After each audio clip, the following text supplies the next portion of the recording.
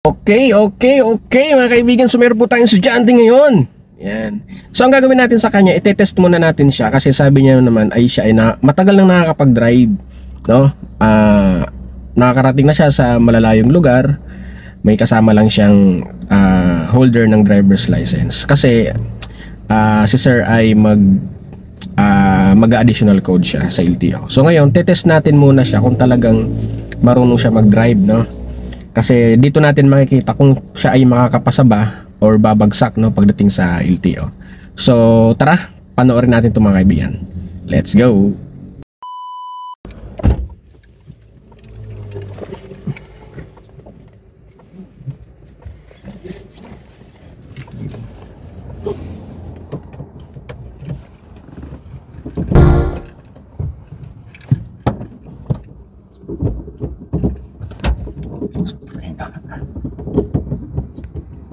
Balik mo muna. Ano mo yung dinadrive mo sa sasakyan, sir?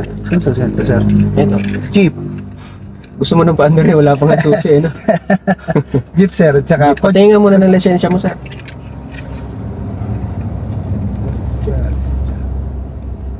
Matagal ka nang nakakapag-drive? Pero napatigil ako ng ilang buwan dahil nang tricycle naman ako. Pero ikaw ay nakakarating na ng pagdadrive dati, sir? Bataan, Pampanga, Manila. Wala ka lang code sa lisensya. No, buti hindi ka nakahuli.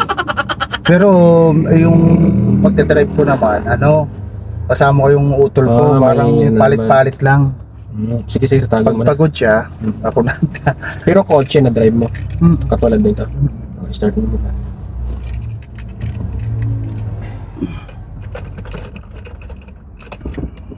So, dahan-dahan lang. Kita mo yung nakabukas na gate na yun. May parking doon. Ipa-parking mo ng patras na. Ito tong gate na bakal na yan? Ayan yung nakabukas na yun.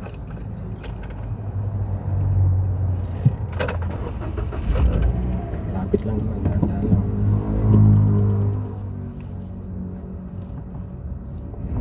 Stop. Baka na nakalimutan. May tao, ha? Doon lang ito. Ikot tayo, mainit.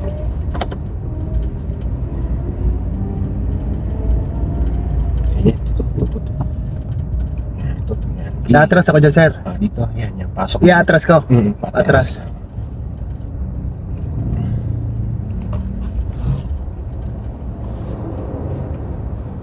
Tingin, ha?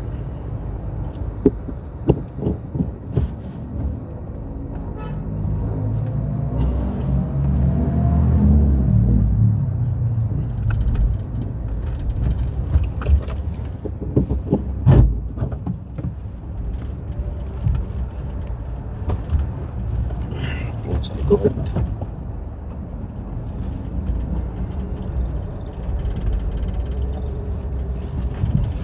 Bigyan mo sa gilid. May semento dyan.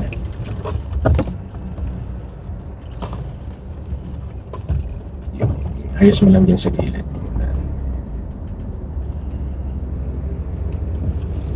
Okay na ba? Neutral mo muna.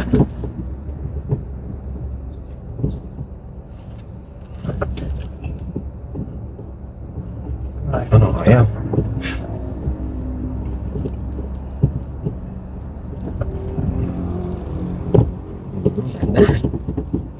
Handbrake mo.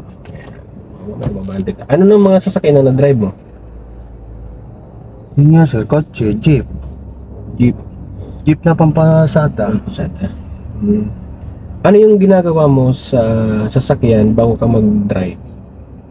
Tine-check ko muna yung langis, tubig, langis, gulong, brake. Okay, ano pa? Tsaka yung mga ilaw niya, yung mga laser, lahat. Ito. Okay, ano pa? Tsaka sir, yung gulong. Baka... Okay, gulong. Nabanggit mo kanina yun, gulong. Okay, ano pa bukod doon? Ano pa? Yun lang, sir. Yun lang. Gulong, brake, tubig, langis. Okay. Tsaka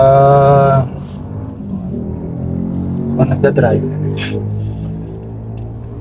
Hindi ka nag-driving school nung nag-aral, natuto ka mag-drive? Or may tinuruan ka lang Tinuruan lang ako sir. Tinuruan ka. Okay. Una. Pero nag-drive na ako dito dati.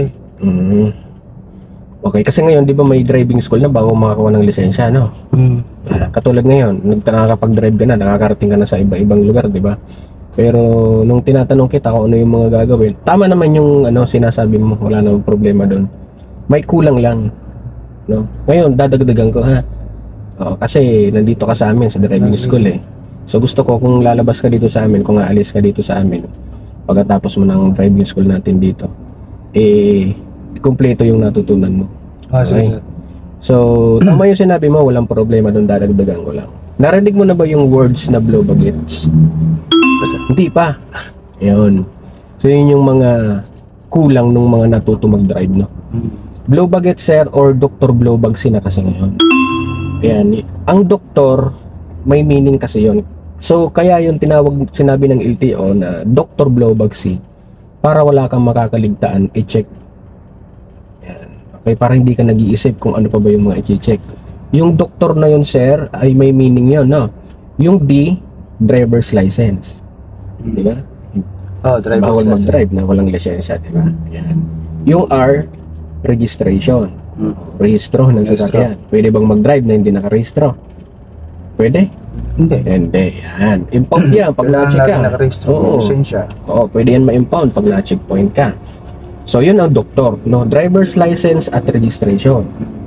Yung blow bag C or blow baget, sir, yung B, di ba, blow bag C. Yung B ay battery. Check mo yung battery mo, baka mamaya, depekto na, di ba? Battery, ano pa? Yung, anong kasunod sa B? Blow bag C, di ba? Anong kasunod sa B? Anong letter?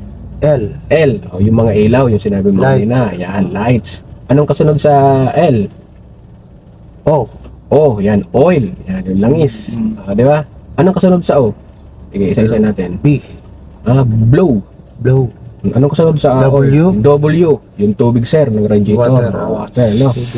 Yan. So, hindi lang sa radiator, may mga tubig pa yan. Katulad sa wiper, di ba? May tubig yan.